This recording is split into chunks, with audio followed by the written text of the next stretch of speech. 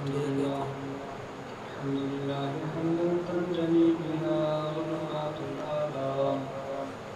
والصلاة والسلام على سيدنا محمد قبل التمام وعلى آله وأصحابه مصافي في الظلام وعلى المهتدين بأنوارهم إلى يوم القيامة. أما بعد فأعوذ بالله من الشيطان الرجيم. بسم الله الرحمن الرحيم. إذ تستغيثون ربكم فاستجاب لكم أني ممدكم بألف من الملائكة مردفين. صدق الله مولانا العظيم. إن الله وملائكته يصلون على النبي يا أيها الذين آمنوا صلوا عليه وسلموا تسليما. الصلاة والسلام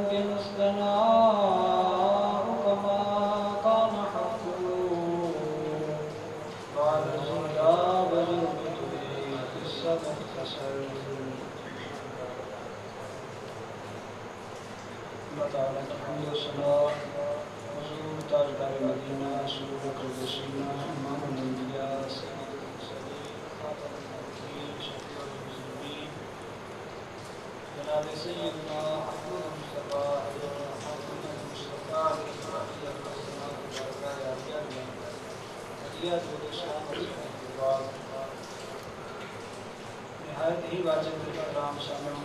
شان خصوص سوچ کی زینت حضرت علامہ مولانا قاری محمد رفیع گیلانی زیدہ مجدور شاکر. آج ماہ رمضان المبارک کی 17ویں شب ہے اور 17 رمضان المبارک کے ساتھ تاریخ اسلام کا ایک ایسا واقعہ وابستہ ہے جس کو مارکہ حق و باطل سے تعبیر کیا جاتا ہے، جس نے اسلام کی جڑوں کو نہ صرف مضبوط کیا بلکہ کفار کے دلوں میں ایسا رعب بھی ڈالا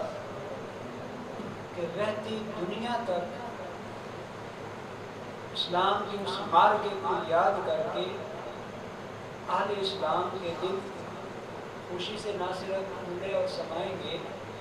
بلکہ کفار کے دلوں پر اس مارکے کی دھاک قیامت تک بیٹھی رہتی. اس مارکہ حق و باطل کو تاریخ اسلام نے غزوہ بدر کے نام سے یاد کیا ہے. 17 رمضان المبارک سن 2 ہجری جمعۃ المبارک کا دن تھا. پس منظر کچھ یوں ہے. سورہ انفال جس میں اللہ تعالیٰ نے اس واقعے کو، اس غزوہ کو بیان فرمایا. ارشاد باری تعالیٰ ہے وَإِذْ يَعِدُكُمُ اللَّهُ إِحْدَى الطَّائِفَتَيْنِ أَنَّهَا لَكُمْ. دراصل کفار کا، مشرکین مکہ کا معمول یہ تھا کہ وہ اپنے ساز و سامان کی تجارت ملک شام کے ساتھ کیا کرتے تھے. اور سن 2 ہجری میں رمضان مبارک کے اندر ہی ان کا ایک تجارتی قافلہ ملک شام سے اچھا خاصا نفع کما کر واپس مکہ مکرمہ آتا ہے، اور اس قافلے کی قیادت قریش مکہ کے مشہور سردار ابو سفیان کر رہے تھے، جو ابھی تک مسلمان نہیں ہوئے تھے۔ بعد میں آپ درجہ صحابیت پر فائز ہوئے، فتح مکہ کے موقع پر آپ مشرف کا اسلام ہوئے اور اسلام کے لیے آپ کی بڑی خدمات ہوئی۔ اس وقت ابھی تک اسلام قبول نہیں کیا تھا۔ اس لشکر کی قیادت کرتے ہوئے اس تجارتی قافلہ کو لے کر آپ مکہ کی طرف آ رہے تھے تو رسول اللہ صلی اللہ علیہ وآلہ وسلم کو اس چیز کی اطلاع دی گئی، چونکہ اہل مکہ کے ساتھ مسلمانوں کے جنگی حالات تھے، اور ایسے حالات میں ان کے تجارتی قافلے کو اپنے حملے کا نشانہ بنانا بالکل جائز اور درست تھا۔ اللہ تعالیٰ نے آپ سے 2 قافلوں میں سے ایک کا وعدہ کیا۔ حضور علیہ الصلوۃ والسلام مدینہ منورہ سے ملک شام سے آنے والے اس تجارتی قافلے کی غرض سے نکلے۔ ادھر مکہ میں ابو جہل کو یہ خبر پہنچا دی گئی کہ امام الانبیاء خاتم النبیین صلی اللہ علیہ وآلہ وسلم تمہارے اس تجارتی قافلے پر حملہ کرنے والے ہیں۔ جب یہ خبر وہاں پہنچی، ابو جہل نے 1000 جوانوں کا لشکر تیار کیا، جس میں قریش مکہ کے بڑے بڑے سرداران موجود تھے، جنگی سامان ساتھ لیا اور بڑے ہی ناز و نخرے کے ساتھ اتراتے ہوئے، غرور اور تکبر کا اظہار کرتے ہوئے مکہ مکرمہ سے چل پڑے۔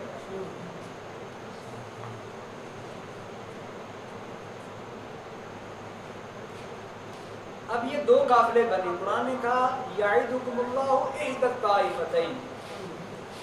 اللہ تعالیٰ نے تم سے ان 2 میں سے ایک کا وعدہ فرمایا۔ محبوب چاہے تو یہ جو تجارتی قافلہ ہے یہ آپ کے سپرد کر دیا ہے، اور چاہے تو جو مکہ سے کفار کا لاؤ لشکر آ رہا ہے وہ آپ کے کھاتے میں ڈال دیا ہے۔ سبحان اللہ۔ یہ ابھی میں آپ کے سامنے پس منظر رکھ رہا ہوں۔ اب دونوں میں سے ایک قافلے کا آپ کو اختیار دے دیا گیا، چونکہ مسلمان حضور علیہ الصلوۃ والسلام کی قیادت میں مدینہ منورہ سے نکلے تھے، جنگی تیاری کا ارادہ نہیں تھا، جنگ کی غرض سے نہیں نکلے تھے، تعداد میں صرف 313 تھے اور ساتھ چند تلواریں اور چند زریں تھیں، کوئی لمبا چوڑا لشکر نہیں، کوئی لمبی چوڑی تیاری نہیں، کوئی لمبا چوڑا جنگی ساز و سامان نہیں۔ مسلمانوں میں سے کچھ نے یہ رائے دی، یا رسول اللہ صلی اللہ علیہ وسلم اس قافلے کی بجائے یہ جو تجارتی قافلہ ہے اس کو لے لیں۔ جبکہ حضور علیہ الصلوۃ والسلام کا ارادہ یہ تھا، یہ جاتا ہے تو جائے، اب مڈ بھیڑ جو وہ قافلہ مکہ سے آ رہا ہے اس کے ساتھ ہونا چاہیے۔ قرآن نے اسی بات کی طرف اشارہ کیا، لِيُحِقُّ اللَّهُ الْحَقَّ وَيُبْطِلَ الْبَاطِلَ وَلَوْ كَرِهَ الْمُجْرِمُونَ، تاکہ اللہ حق کو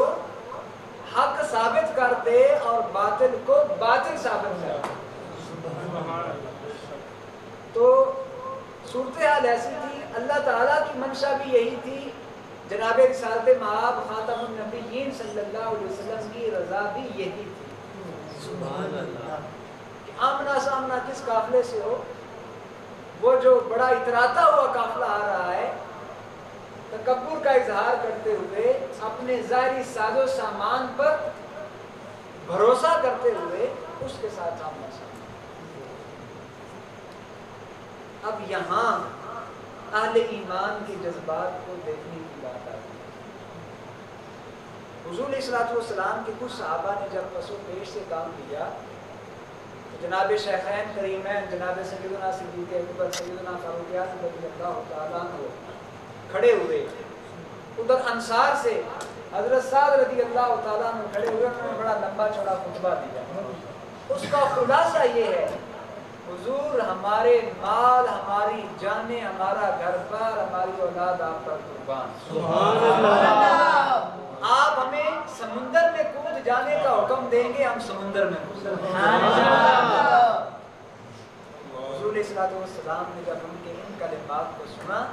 تو خوشی کا اظہار فرمایا اور انہیں ڈھیر ساری دعاؤں سے نوازا، اور یہ قافلہ بدر کی طرف چل پڑا۔ اب یہ بات طے ہو گئی، اس تجارتی قافلے سے ہماری کوئی غرض نہیں ہے، اب ہمارا آمنا سامنا کس سے ہوگا؟ اس قافلے سے ہوگا جو مکہ سے مسلمانوں کو روکنے کے لیے آ رہا۔ اب ان دونوں قافلوں کی آپس میں کیا گفت و شنید ہوتی ہے؟ ابو سفیان اس قافلے کو بچا کے جو معمول کا تجارتی راستہ تھا اس سے ہٹ کر جو سمندری راستہ تھا اس سے نکل جاتا ہے، اور ابو جہل کو یہ پیغام بھجواتا ہے کہ میں نے تجارتی قافلے کو بچا لیا ہے، لہذا اب تمہارے اس طرف آنے کی ضرورت نہیں، تم اپنے لشکر کو دے کر واپس چلے جاؤ۔ ابو جہل جس کو اس امت کا فرعون کہا گیا، اس نے کہا ایسا کیسے ہو سکتا ہے، ہم واپس نہیں جائیں گے، ہم بدر میں جائیں گے، وہاں جا کر شرابیں پئیں گے، گانے سنیں گے، اونٹ ذبح کریں گے، ان کا گوشت کھائیں گے، اور ارد گرد کے جتنے قبائل ہیں ان پر ہماری دھاک بیٹھ جائے گی، اور آئندہ کوئی ہمارے قافلوں کو یا ہمارا سامنا کرنے کی ضرورت نہیں کرے گا۔ قرآن مجید نے ابو جہل کے اس رویے کو اور اس کے ساتھیوں کے اس رویے کو یوں بیان کیا، باترم وریا الناس ویسدون عن سبیل اللہ۔ وہ قافلہ کس نیت سے آ رہا تھا؟ اتراتے ہوئے، لوگوں کو دکھاتے ہوئے اور اللہ کے راستے کو روکنے کے لیے۔ اب جب ان کی نیت یہ تھی، ادھر حضور نبی کریم رؤوف الرحیم صلی اللہ علیہ وسلم اور آپ کے ساتھ ہی کس نیت کے ساتھ نکل رہے ہیں؟ اذ تستغیثون ربکم، یہ اللہ تعالیٰ سے دعائیں مانگ رہے ہیں، استغاثہ پیش کر رہے ہیں۔ ادھر تکبر ہے، ادھر ریا ہے، ادھر راہ خدا سے روکنے کی نیت ہے، ادھر اللہ تعالیٰ کے دین کو، کلمات اللہ کو بلند کرنے کی عاجزی ہے، اور اللہ تعالیٰ سے دعائیں مانگی جا رہی ہیں۔ دونوں لشکروں کی نیت میں فرق، ارادے میں فرق، عمل میں فرق، چال ڈھال میں فرق، اور جنگی لباس اور جنگی ساز و سامان میں زمین آسمان کا فرق۔ وہ تعداد میں 1000، یہ تعداد میں 313، ان کے پاس جنگی ساز و سامان کافی تعداد میں موجود، ادھر صرف چند تلواریں اور چند زریں ہیں، کوئی مقابلہ بنتا نہیں۔ لیکن یاد رکھیں، جن کا بھروسہ رب پر ہوتا ہے اللہ تعالیٰ فَإِذَا عَزَمْتَ فَتَوَكَّلْ عَلَى اللَّهِ، جب تم کسی چیز کا پختہ ارادہ کر لو تو پھر اللہ پر بھروسہ کرو، اور قرآن نے فرمایا وَمَن يَتَوَكَّلْ عَلَى اللَّهِ فَهُوَ حَسْبُهُ، جو اللہ پر بھروسہ کرتا ہے پھر اللہ اسے کافی ہوتا ہے، اللہ پھر اسے کافی ہو جاتا ہے۔ جو نبی کریم رؤوف الرحیم صلی اللہ علیہ وسلم بارگاہ رب العزت میں دعا کرتے ہیں، اور اللہ تعالیٰ وعدہ کیا فرماتا ہے؟ انی ممدکم بألف من الملائکہ، محبوب پریشان ہونے کی ضرورت نہیں۔ رب کا ارادہ ہے کہ حق واضح ہو جائے اور باطل کا بھی پتہ چل جائے، اور اسی رب کے حکم کو، اسی رب کے دین کو، اسی رب کے کلمے کو بلند کرنے کے لیے، اور آپ اور آپ کے یہ جانسار ساتھی نکلے ہیں، اللہ تعالیٰ آپ کو تنہا نہیں چھوڑے گا۔ تو پھر اللہ تعالیٰ نے کیا کیا؟ 1000 فرشتے جو آگے پیچھے حضور نبی کریم رؤوف الرحیم صلی اللہ علیہ وسلم کو اس لشکر کی مدد کے لیے غزوہ بدر میں اترتے ہیں، مسلمانوں کے ساتھ اس جنگ میں شریک ہوتے ہیں، اور پھر دنیا دیکھتی ہے کہ کس انداز میں ابھی مسلمان کی تلوار چلتی نہیں، کافر کا سر پہلے کٹ دیا۔ سبحان اللہ۔ وہ لشکر جو کفار کا لشکر بڑے بڑے سرداران پر مشتمل تھا، جس کی قیادت ابو جہل کر رہا تھا، جو اس امت کا فرعون کہا گیا، جب وہ بدر کے مقام پر پہنچتا ہے، ادھر مسلمان مٹھی بھر ہیں، اور قرآن نے کیا فرمایا؟ اللہ تعالیٰ انہیں تمہاری نظروں میں تھوڑا دکھا رہا تھا اور تمہیں ان کی نظروں میں تھوڑا دکھا رہا تھا۔ ایسا کہنے کی وجہ لِيَهْلِكَ مَنْ هَلَكَ عَنْ بَيِّنَةٍ، تاکہ جو ہلاک ہو وہ واضح دلیل سے ہلاک۔ اب لشکر کا آمنا سامنا اس انداز میں ہوتا ہے کہ اللہ تعالیٰ کی قدرت کاملہ کا اظہار، اور مسلمان اور کفار آپس میں مد بھیڑ ہو کر قرآن مجید کی ان آیات کے مطابق جن میں اللہ تعالیٰ نے مسلمانوں کو اس غزوہ کے اندر غلبہ عطا فرمایا، خلاصہ یہ اللہ تعالیٰ نے اس غزوہ حق و باطل کے اندر، اس معرکہ حق و باطل کے اندر حضور نبی کریم رؤوف رحیم صلی اللہ علیہ وسلم اور آپ کے جملہ رفقا کو فتح اور کامیابی عطا فرمائی، اور کفار اور مشرکین کا وہ جو لشکر تھا اس میں سے 70 افراد، جن میں بڑے بڑے سرداران، ابو جہل بھی ان میں شامل ہے، عتبہ بھی ان میں شامل ہے، شیبہ بھی ان میں شامل ہے، اور بڑے بڑے سرداران، وہ سارے کے سارے موت کے گھاٹ اتار دیے گئے، اور اللہ تعالیٰ نے مسلمانوں کو واضح فتح اور سری فتح اور مسلمانوں کا کفار کے دلوں پر روب اور دبدبہ طاری فرما دیا۔ یہ میں نے آپ کے سامنے خلاصہ رکھا، لیکن اس میں جو میرے لیے، آپ کے لیے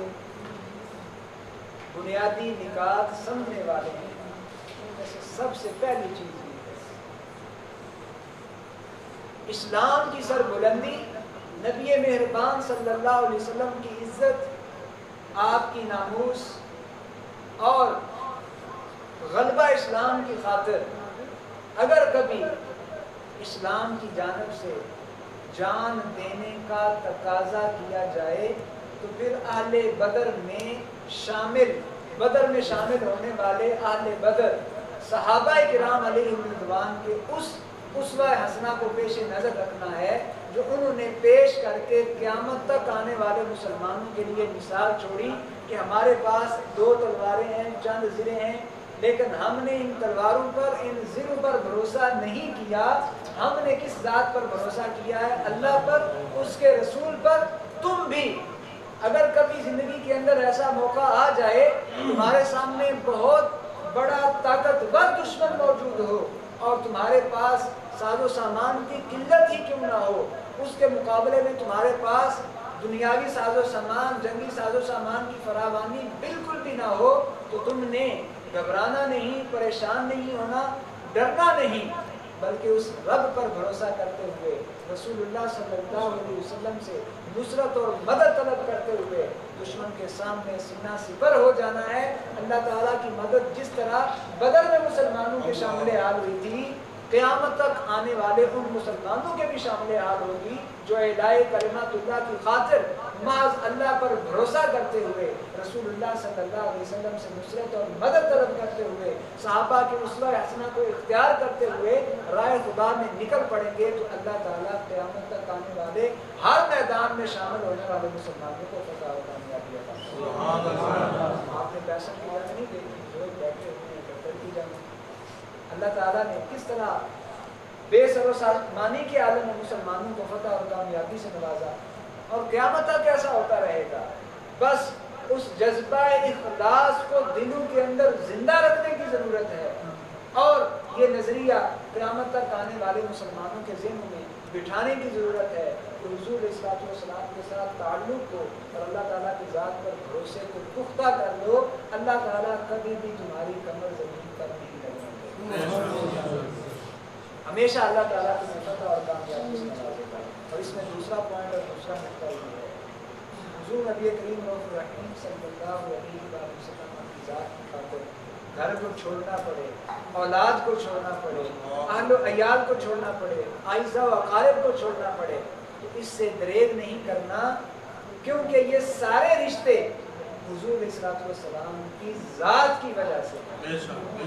حضور علیہ الصلوۃ والسلام سے تعلق کی وجہ سے ہیں۔ اگر حضور علیہ الصلوۃ والسلام کے تعلق، حضور علیہ الصلوۃ والسلام کی محبت پر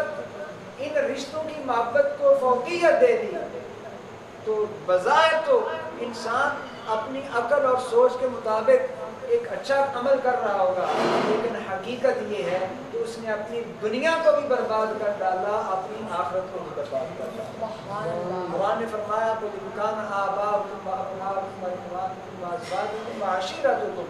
وَأَمْوَالٌ اقْتَرَفْتُمُوهَا وَتِجَارَةٌ تَخْشَوْنَ كَسَادَهَا وَمَسَاكِنُ تَرْضَوْنَهَا أَحَبَّ إِلَيْكُم مِّنَ اللَّهِ وَرَسُولِهِ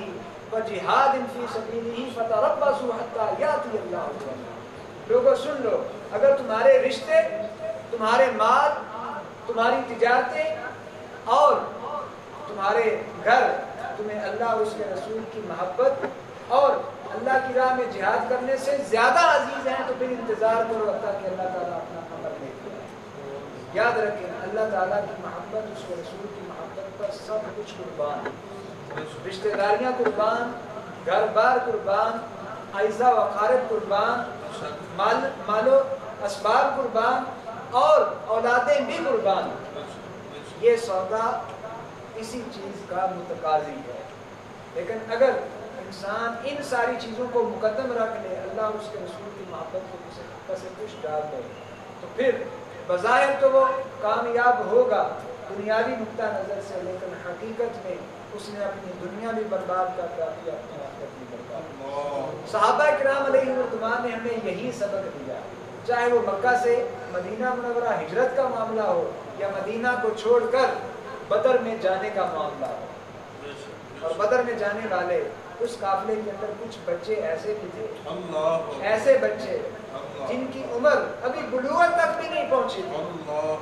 لیکن ان کا جذبہ ایمان اور جذبہ شہادت اس قدر بلند و بالا تھا، ان کے جو بڑے ساتھ تھے ان سے عرض گزار ہوتے ہیں کہ حضور کی بارگاہ میں درخواست کریں ہمیں بھی ساتھ لے لیں، ہمارے اندر یہ صلاحیت موجود ہے۔ ایک عرض کرتے ہیں حضور میں تیر اندازی اچھی کر مجھے بھی ساتھ لے چلیں، دوسرے عرض کرتے ہیں حضور چلیں تیر اندازی نہیں تو وہ مجھ سے ماہر ہے لیکن میری ان سے کشتی کروا لیں، اگر میں کشتی میں ان پر غالب آ گیا تو مجھے بھی ساتھ لے جائیں، وہ ساتھ جا رہے ہیں تو میں بھی ساتھ جاؤں، اور کشتی میں غالب آ جاتے ہیں حضور دونوں کو ساتھ لے جائیں، اور پھر اللہ تعالیٰ ان میں سے ایک کو مقام شہادت پر فائز دے دیتا ہے۔ ہمارے بچوں کو ان صحابہ کرام کو آئیڈیل بنانے کی ضرورت ہے، اور یہ والدین کا فرض بنتا ہے کہ والدین بچوں کے سامنے صحابہ کرام علیہ الرضوان کی اس سیرت کے پہلو کو سامنے رکھیں، جس پہلو کے اندر بچوں کے اندر وہ حضور علیہ الصلوۃ والسلام کی محبت کا جذبہ اور اس جذبے کی بنیاد پر دلوں کے اندر جذبہ شہادت معجزن ہوتا ہے، پیدا ہوتا ہے۔ آخری بات کر کے گفتگو ختم کرتا ہوں۔ اللہ تعالیٰ نے ماہ رمضان المقدس کی بابرکت گرمی اور ساعتوں میں مجھے آپ کو دنیا کی جو سب سے محبوب ترین ہستیاں ہیں انبیاء اور رسول کے بعد، وہ حضور علیہ الصلوۃ والسلام کے صحابہ کرام علیہ الرضوان، ان کا ذکر کرنے کی سعادت عطا فرمائی۔ ان کی زندگی کا خلاصہ یہ ہے، زندگی کا نچوڑ اور زندگی کا نتیجہ یہ ہے، حضور علیہ الصلوۃ والسلام کی ذات کی خاطر، اللہ کے دین کی خاطر، اسلام کی سر بلندی کی خاطر اگر گھر بار چھوڑنا پڑے تو سوچنا نہیں، چھوڑ دینا، رشتہ داریاں چھوڑنی پڑیں سوچنا نہیں، فکر میں نہیں پڑ جانا، چھوڑ دینی، اگر مال و اسباب چھوڑنے پڑیں سوچ میں نہیں پڑ جانا، چھوڑ دینے ہیں، تجارتیں چھوڑنی پڑیں سوچ میں نہیں پڑنا، چھوڑ دینی ہے،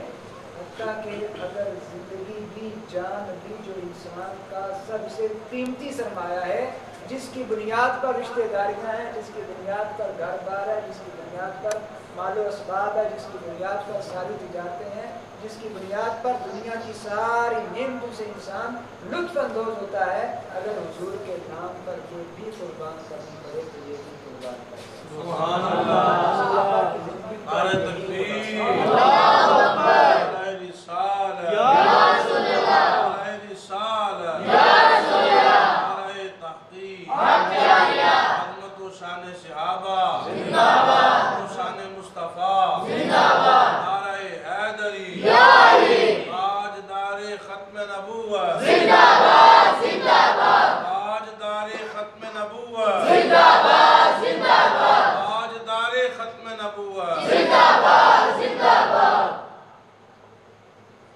قرآن نے یہ فرمایا لا تجد قوم یؤمنون باللہ والیوم الآخر یوادون من حاد اللہ ورسولہ ولو كانوا آباءهم او ابناءهم او اخوانهم او عشیرتهم. جس کے دل میں حضور کا پیار ہے، جس کے دل میں حضور علیہ الصلوۃ والسلام کی محبت ہے، جس کے دل میں حضور علیہ الصلوۃ والسلام کی الفت ہے، وہ اللہ اور اس کے رسول کے دشمنوں سے کبھی دوستی نہیں کرے گا، چاہے وہ اس کے ماں باپ ہی کیوں نہ ہو، چاہے وہ اس کے بہن بھائی کیوں نہ ہو، چاہے وہ اس کے دیگر رشتہ دار ہی کیوں نہ ہو. اب دنیا میں سب سے قریبی رشتہ والدین کا رشتہ ہے، اور قرآن نے یہ فرما دیا کہ جو اللہ اور اس کے رسول کا چاہنے والا ہے، اگر اس کے والدین اللہ اور اس کے رسول کے دشمن ہیں تو یہ ان سے دوستی نہیں کرے گا، اس کے دل میں ان کی محبت نہیں ہوگی. اللہ اور اس کے رسول کی محبت پر دنیا کی ساری محبتیں قربان ہیں. خلاصہ یہی ہے، نتیجہ اور نچوڑ یہی ہے. سیدنا صدیق اکبر رضی اللہ تعالیٰ عنہ کے صاحبزادے حضرت عبد الرحمن بن ابی بکر اسلام لانے کے بعد آپ کی خدمت میں عرض گزار ہوتے ہیں ابا جان بدر کے موقع پر آپ میری تلوار کی زد میں آئے تھے،